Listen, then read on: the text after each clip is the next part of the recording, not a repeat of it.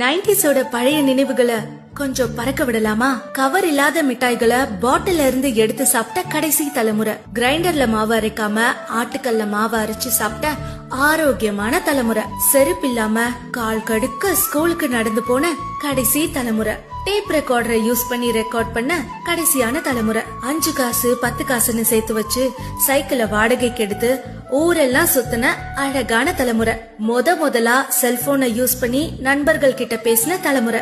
நாங்க வளரும் போது டெக்னாலஜியும் எங்க கூட சேர்ந்து வளர்ந்துகிட்டே தான் இருந்தது.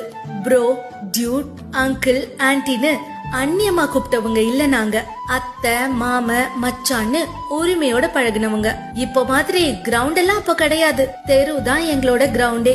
வெயிலு மழைன்னு பாக்காம மண்ணில கால வச்சு உருண்டு புரண்ட தலைமுறை, சக்திமானையும் மைடியர் பூதத்தையும் மெய் மறந்து பார்த்த தலைமுறை, பண்டிகை காலங்கள்ல சொந்த பந்தங்களோட கொண்டாடி